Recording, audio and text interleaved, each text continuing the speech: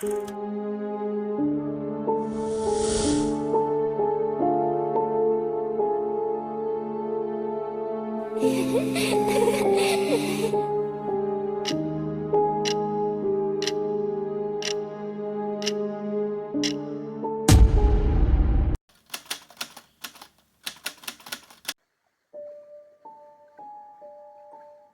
itu adik saya itu kan cewek nih Pak, dia naik kereta api dari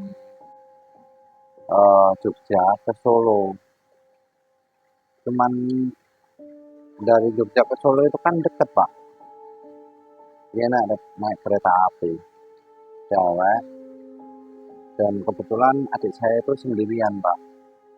Jadi waktu itu dia ya biasalah, mungkin waktu itu adik saya cerita katanya ngeliat luar gitu Pak, di luar di luar jendela gitu kan, nggak ngeliat-ngeliat, cuman lihat-lihat apa,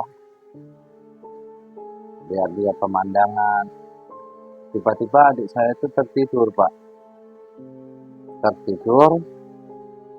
Jadi dalam tidurnya itu dia itu tiba-tiba mimpi terbangun gitu. Tapi ini seperti nyata ya Pak, dia itu seperti nyata, dia mimpi terbangun dari tidurnya. Waktu dia terbangun itu dia bicara sendiri tuh, kok aku tiba-tiba ada di sini gitu. Itu di hutan Pak, padahal kan Solo sama Jogja itu nggak ada hutan Pak, cuman sawah-sawah gitu lah.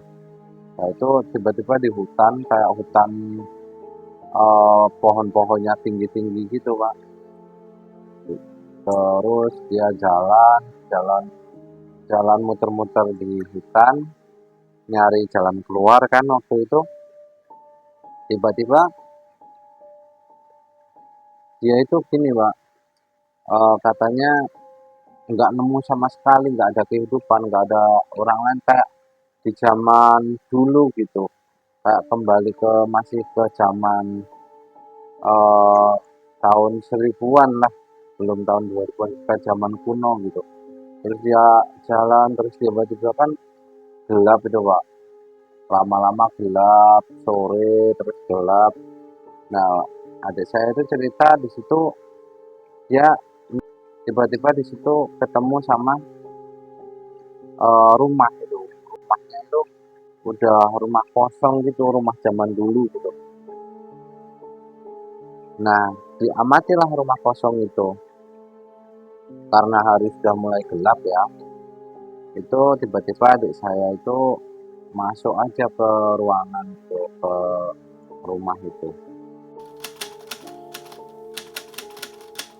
Dia ngelihat sekelilingnya, itu rumah itu masih nggak pernah dijamah, namanya rumah kosong, nggak ada manusia, nggak ada apa-apa, nggak ada.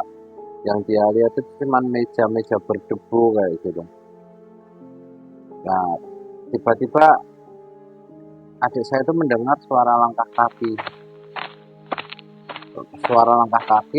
dari atas, dari lantai atas gitu kan. Itu rumahnya tingkat. Nah, adik saya masuklah ke salah satu ruangan kayak almari gitu, dia masuk, ngumpet di situ karena udah semakin gelap. Jadi dia ngumpet, terus dia ngintip dari celah-celah almari itu kan, lemari pakaian itu. Dan ya itu adik saya melihat ada sosok wanita wanita juga, wanita udah hantu wanita gitulah. Adik saya kaget dong, sambil diintip dia takut sendirian. Nah dibukalah itu pintunya perlahan kan, perlahan dibuka, dia keluar dari pintu itu. Ternyata si hantu perempuan non itu ngeliat adik saya, dikejarlah adik saya. Adik saya keluar lari di dalam hutan, mencari jalan, masih sore-sore gitu, ya suasananya seperti itulah yang digambarkan adik saya. Nah lari terus, nah adik saya ketemulah sama cahaya gitu loh. Intinya dia lari di cahaya itu kayak terowongan kayak gitu kan. Pohon-pohon besar itu kan kayak terowongan kayak gitu, kayak jalan gitu lah. Dia lari terus, dikejar terus sampai hantunya itu ngejar sampai eh hantunya itu pokoknya ngejar lah. Adik saya itu kan sampai ceritanya itu sampai menggigil gitu. Terus tiba-tiba adik saya sampailah ke suatu terowongan cahaya yang sangat pekat. Akhirnya adik saya terbangun dan ternyata itu cuma mimpi. Tapi mimpi seperti nyata dan sampai sekarang itu adik saya itu masih ingat kalau ketemu saya masih sering bahas soal itu. Nah, ada kejadian lagi kan itu em, apa hantu itunya kan turun tuh dari tangga.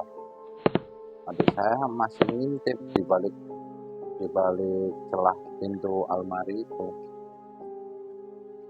Dia itu nggak tahu kalau itu mimpi ya, namanya mimpi mungkin, tapi kadang kan orang mimpi eh, setelah bangun itu pasti oh ternyata cuma mimpi gitu.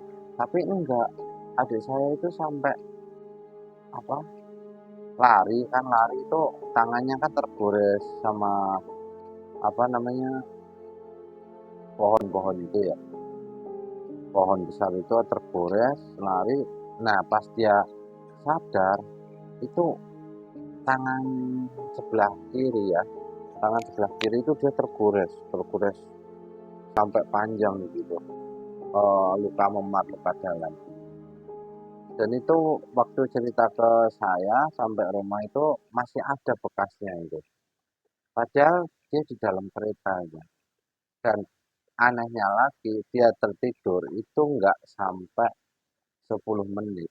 Tapi yang dia rasakan itu sudah hampir 1 jam 2 jam itu dia terjebak di dalamnya.